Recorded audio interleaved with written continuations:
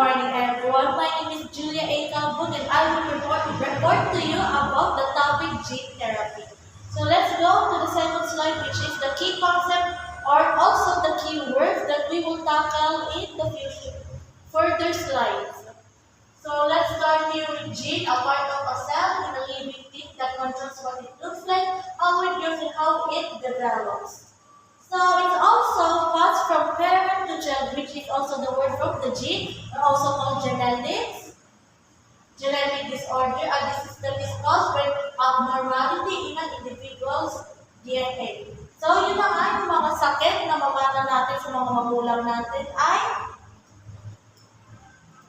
as called genetic disorder. Okay, next, which is the vector, an organism that does not cause disease itself, but which carry the DNA from one host to another.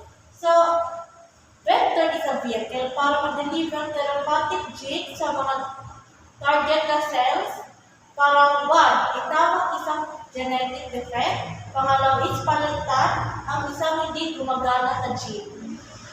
So, and the last which is defective gene, a gene that does not work properly. So, it may be the reasons of environmental factors or errors during the DNA replication. Mga examples which is UV radiation, environmental toxins, and stress and hormones. And the next which is, did you know DNA mutations can result in a defective protein or an inability to make certain proteins? These mutations can cause disease.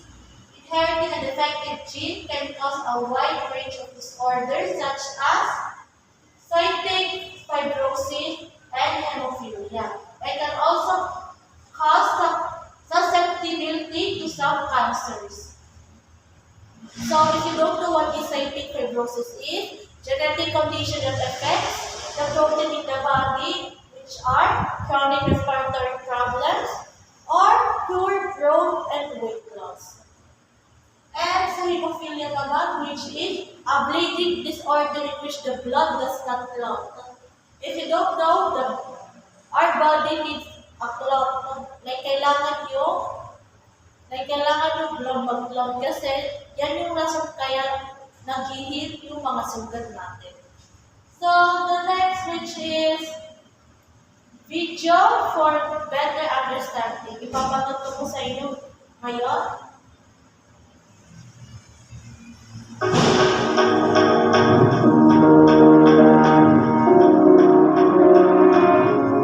Genes make us who we are. Are we tall or short?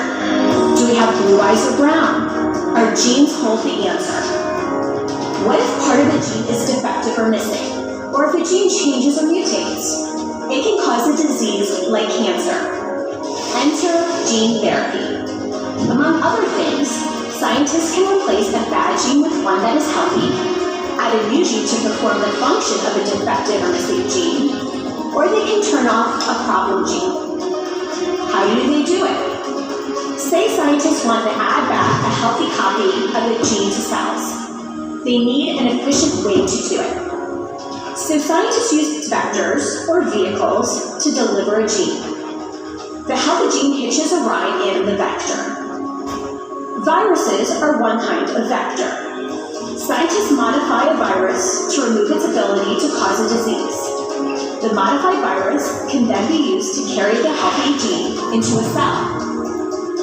Gene therapy can happen on cells inside the body, or it can happen on cells outside, and then transplanted back in again. Genes make us who we are, and gene therapy holds great promise for a healthy future. So, tapos na po yung video. Di ba mas naintindihan po natin ang gene therapy if may video siya. So, continuing about gene therapy. So, gene therapy is genetic diseases are treated by repairing the damaged gene, responsible for the disease through the introduction of a normal copy of the gene. Instead of using drugs or surgery, the cell can produce the normal function protein. So this technique was developed in 1972. This is a promising treatment option but had so far limited success in treating human disease. So, hindi pa siya sure kung nakakatulong ba ito sa atin. Gene therapy remains risky and is still under study to make sure that it will be safe and effective. It is currently being tested only for diseases that have no other cures. So, gene therapy is like an experimental at siya ginagamit siya sa mga sakit na naisip mo na walang mga gamot. For example, cancer. So, in the next slide, which is delivery of the genes during gene therapy. There are several ways by which hepatic genes are delivered to the body. The techniques used are as follows: the use of vector and the use of stem cells. So, in the next slide, which is ipapakita ko sa inyo, yung graph or para mas maintindihan nyo, direct delivery. So, dito muna is sa vector muna tayo, which is in the left side, treatment or missing gene muna. Tapos, when the treatment gene is added to a vector, such as a vector-assisted virus, then deliver siya sa patient by injection. At yun yung nakaroon na siya ng therapy, nalagay na yung gene therapy sa katawan niya. In the stem cells naman, cell-based delivery, treatment or missing gene. The treatment gene is added to the harmless retrovirus or lentivirus. So, which is in turn introduced into the isolated stem cells. The stem cells now containing the treatment gene are returned to the patient. So, ito rin is the patient's own stem cells are removed from the body and cultured. So, nakalimutan ko sabihin yun. So, yun na nga, yung stem cell, kukuhanin muna yung patient, yung stem cell, tapos ikukulture muna siya, lalagay muna siya, tapos i-isolate muna siya. Tapos na, yung stem cells na is nandun na yung treatment niya, yung treatment gene, ilalagay ulit sa katawan ni nilagyan ng patient. So, makita natin, mas complicated yung use of stem cells kaysa use of vector. So, in the next slide, which is two types of gene therapy depending on the type of cells treated. So, dalawa po yan, which is the somatic gene therapy and the germline gene therapy. So, ang una which is if the cell to be treated is any cell of the body aside from the sperm or egg cell. However,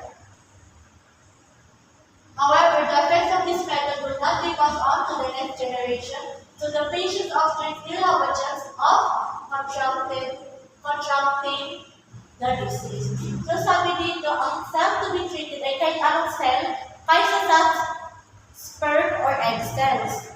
So, sperm at egg cells ay hindi kaya ng somatic gene therapy.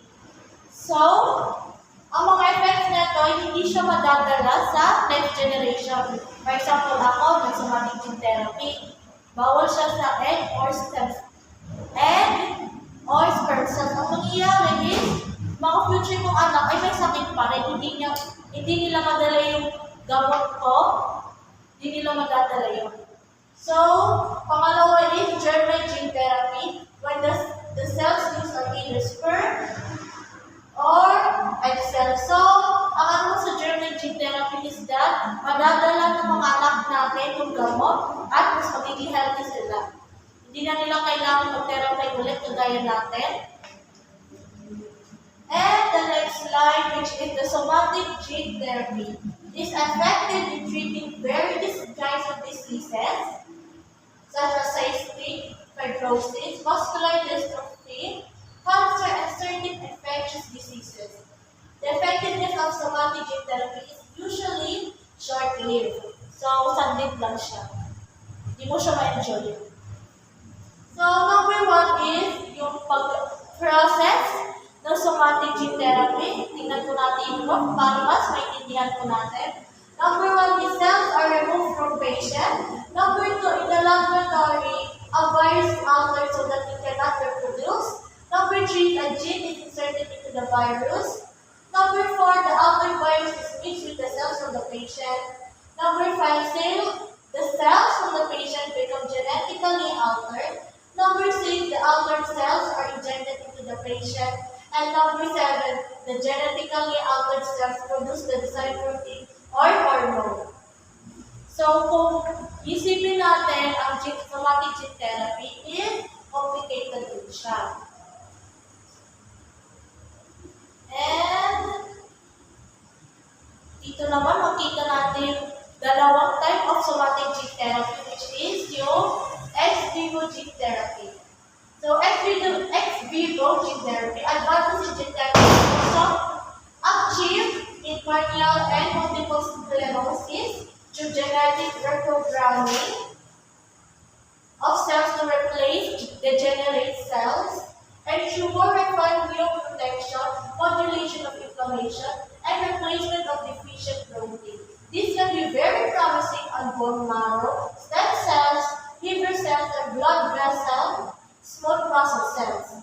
Tumor infiltrating lymphocytes for cancer treatment, blindness, and treatment for leukemia and other cancers. So your ex vivo gene therapy is genetic manipulation. Kapag sa X, which means external. So, genetic manipulation ng mga cell ay ginagawa sa labas ng katawan pag-target sa isang particular na organ kaysa paggamot sa buong organs mo.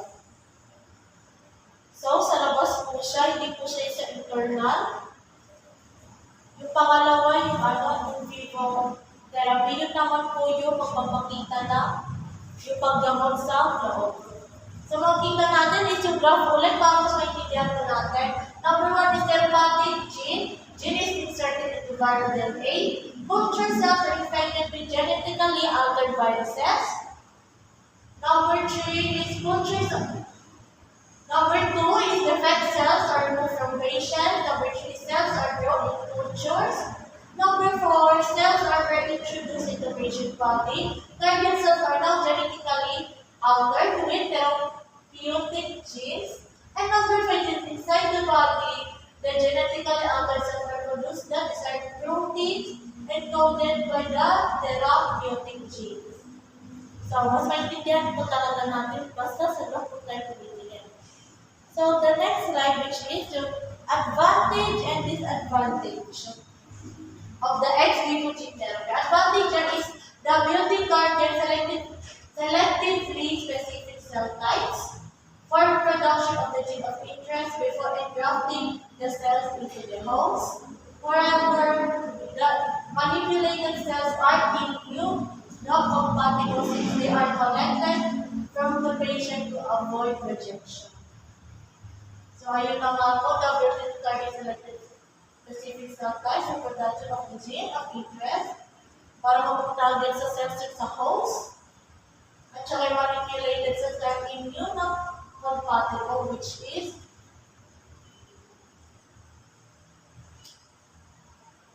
since sabi dito is immunocompatible, which is compatible siya since they are collected from the patient to avoid rejection.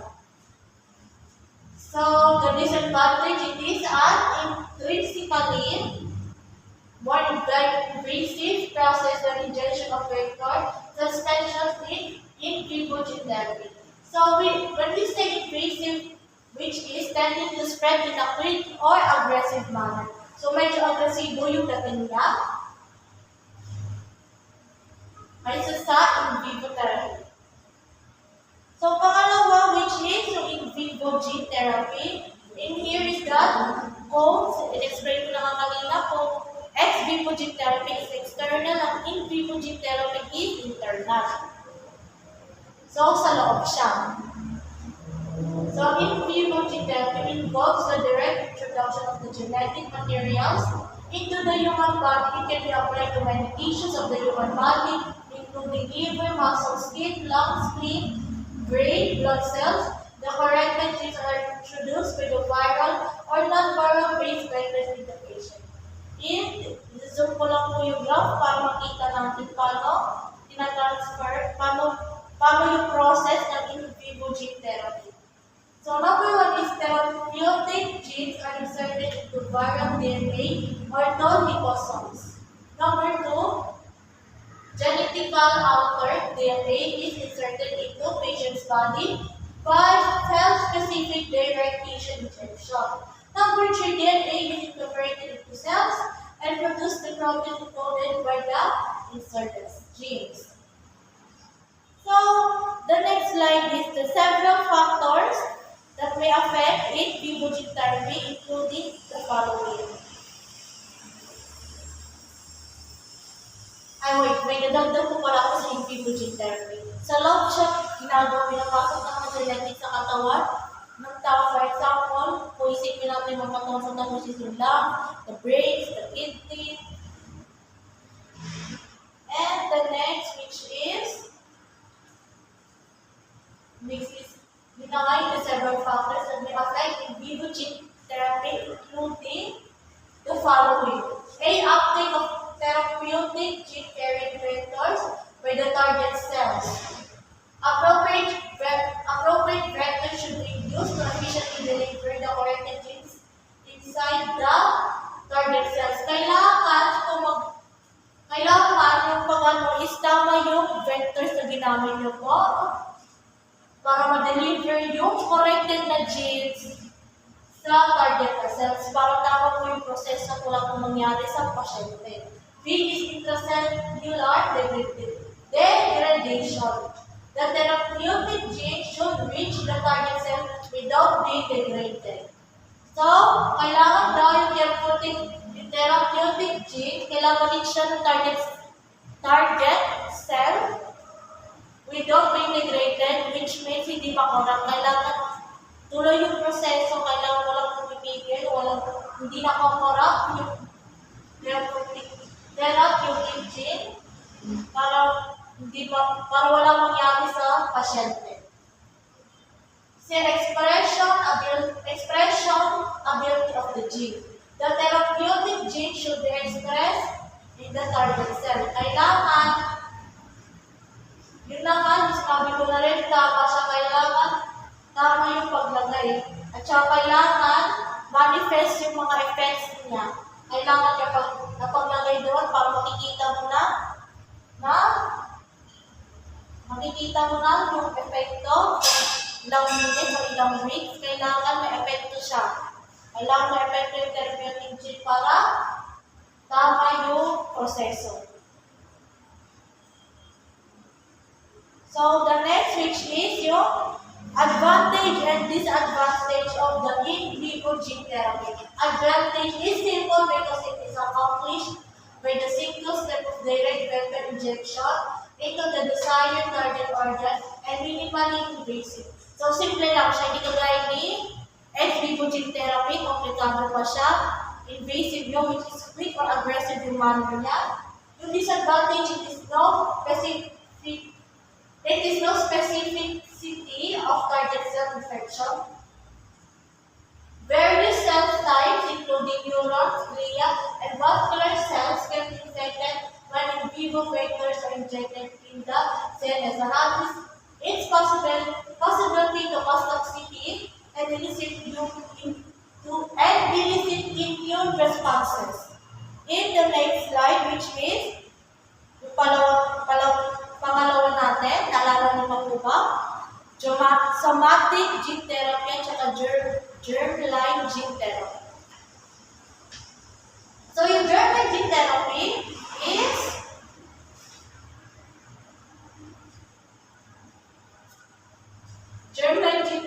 is the cells are modified by the introduction of functional genes into their genomes. This effect will be passed on to the patient's children of subsequent generation because gene transfer can occur in all cells of the developing embryo. Thus, there is a possibility of permanently removing an inherited disorder from a family. Yung maganda sa germline gene therapy is that madadala yung epekto. For example, ako yung ako yung nanay, kasi may anak ako. Madadala yung effect sa kanya. So, kung for example, may cancer ako, yung anak ko ay makakawala ng cancer. At saka yung the next generation, mawawala na rin ng cancer. So, tingnan natin yung graph. From nuclear transfer in human embryos, kapag yung patient couple, fertilized egg from patient with faulty mitochondria, healthy nuclear DNA removed, 6 to 8 din of embryo free of mitochondrial disease. That means free na siya sa sakit. Kapag yung donor couple is completely removed, mitochondria, fertilized egg with healthy maternal mitochondria, patient nuclear DNA transported to donor, egg with healthy mitochondria, 6 to 8 days on embryo free of mitochondrial disease. So, dito sa graph dito is dalawa siya, which is yung patient couple at saka yung donor couple. Pinakita dito paano yung proseso kung paano magbigay yung donor couple sa patient couple at paano ma-accept yung patient couple yung bigay ng donor couple. The next slide is, however, gene therapy hindi siya recommended. However, it is not allowed to be done in humans because of ethical issues and fear of altering the human genes, creating superhuman beings or architectured human beings, and the ethical issue of playing gods are additional restrictions. This technology should not be used for non-disease conditions such as function, non-enhancement, or cosmetic purposes. Naniniwala ako kapag kung ginamit naman sa tama, okay lang. Pero kung sa gene therapy naman, gamitin siya sa tama at hindi na dahil sa gusto mo lang. For example, dito, treatment of illness with gene transmitted to cell, I think okay naman yun yung papapatreat ka na po. Basta wag lang mas masobrahan sa gene therapy. Pangalawa is increasing body size using growth, hormone gene, or increasing muscle mass using dystrophin gene. So, dito naman sa pangalawa is mali na siya.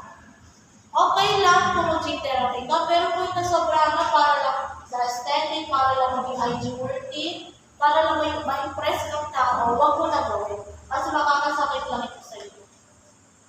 And the next slide, which is problem associated with gene therapy. So, 8 po sila. Number 1 is gene therapy is a short-lived behavior, so patient will have to undergo multiple rounds of gene therapy. So, ito yung saglit lang yung epekto niya. Or kailangan mag-multiple rounds para maramdaman mo yung effects. So, magastos siya.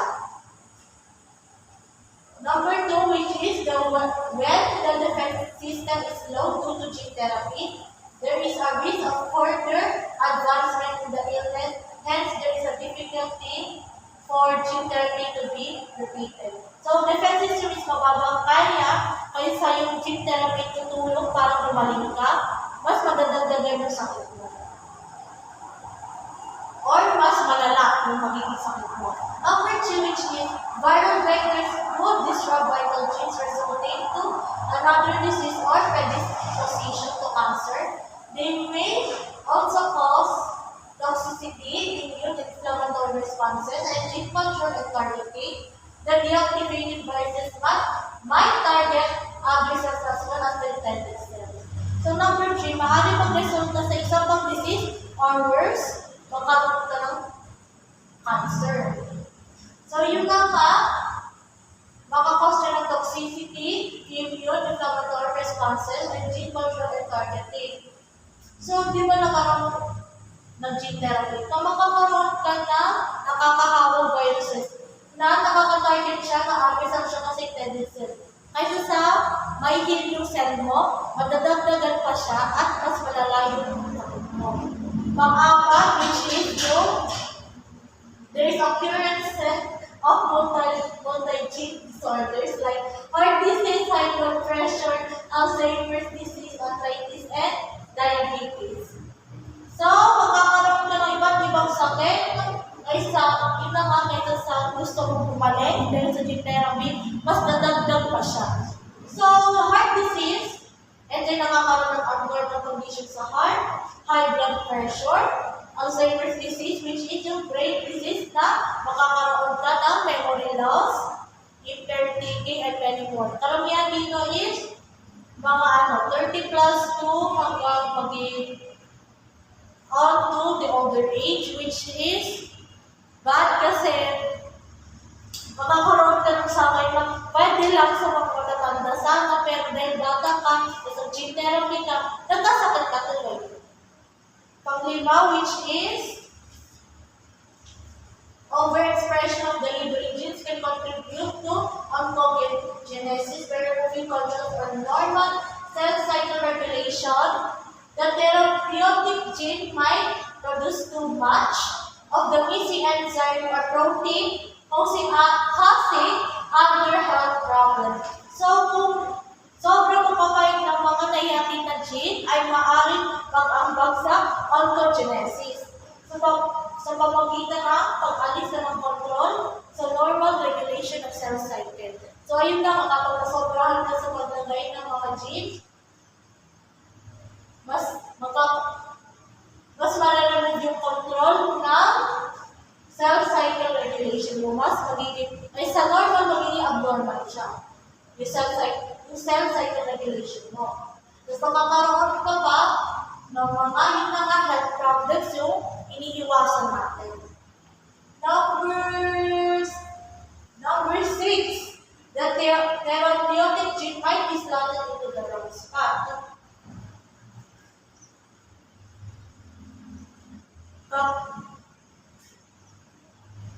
Into the wrong spot. So yun na nga, masama rin ito yung therapeutic gene. For example, ilalagay mo sana for example, sa kamay mo, kasi may injured ka, naslanted sa braso. Ayun, nagkasakit ka tuloy. Other genes may accidentally delivered to the cell. For example, may